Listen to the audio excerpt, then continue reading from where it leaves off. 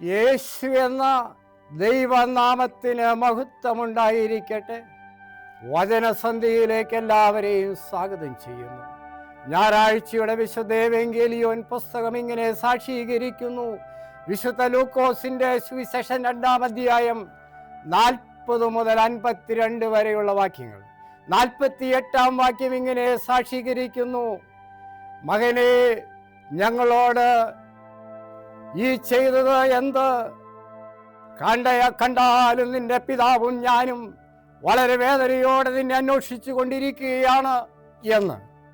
നമ്മുടെ ജീവിതത്തിൻ്റെ മാർഗങ്ങളിൽ നേരിടുന്ന ഭയപ്പാട്, സംശയങ്ങൾ, ആൻസൈറ്റീസ്, മരണം, വേദനകൾ, ഏത് മേഖലകളിലും ഏകനാഥൻ തിരിഞ്ഞു നോക്കുവാൻ യേശു ആയിരിക്കട്ടെ എന്ന് സാക്ഷീകരിക്കുകയാണ്. ഇതിൻ്റെ ചരിത്ര പശ്ചാത്തലം ഇങ്ങനെയാണ്. യേശുവിന് 12 വയസ്സായപ്പോൾ യെരുശലേം ദേവാലയത്തിലെ പെസഹ പെരുന്നാളിന് പോകുകയാണ്. പെസഹ പെരുന്നാൾ കൂടി തിരിച്ചു പോന്നപ്പോൾ കുട്ടിയെ ഇവർ മറന്നു. യൗസേപ്പും മറിയാമും മറന്നു. കുറെ കഴിഞ്ഞപ്പോൾ ഒരു ദിവസത്തിന്റെ വഴി പിന്നിട്ടപ്പോൾ കുട്ടിയെ കാണാനില്ല.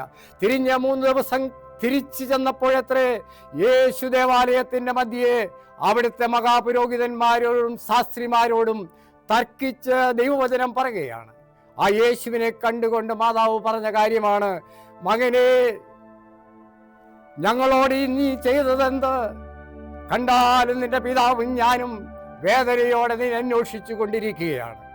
ഇവിടെ ജീവിതത്തിന്റെ മാർഗത്തിൽ അമ്മയും തൻ്റെ ഭർത്താവ് യൗസേപ്പ് നേരിട്ടതായ സംഘടന മേഖലകളിൽ അവരുടെ ചോദ്യോത്തരം യേശുവിൻ്റെ അടുക്കലായിരുന്നു. യേശുവിന് മറുപടി പറയാൻ എൻ്റെ പിതാവിൻ്റെ ഭവനത്തിൽ ഞാൻ ഇരിക്കേണ്ടതെന്ന് തന്നെയാണ് പറയുന്നത്.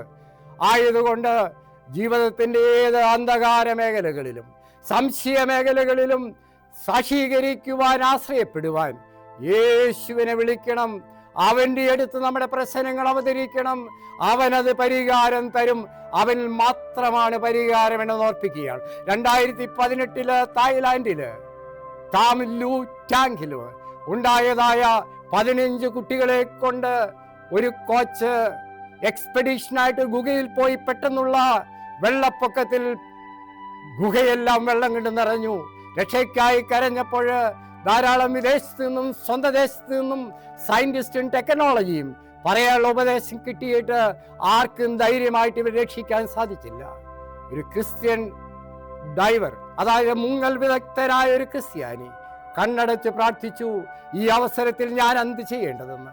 ദൈവമുത്തരം തരുളി അത്ഭുതകരമായി 15 കുട്ടികളെയും കോച്ചിനെയും രക്ഷിച്ചു.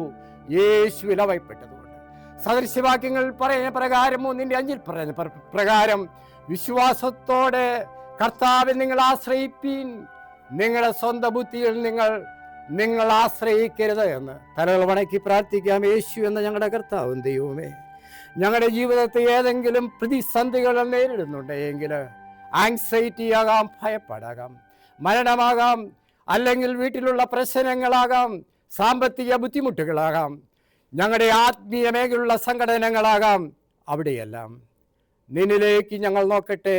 നിൻ്റെ അമ്മയും നിൻ്റെ അപ്പനും അവിടെ വേദനകൾ നിന്നോട് അറിയിച്ച പ്രകാരം ഇതാ നിന്നോട് അറിയിക്കുന്നു.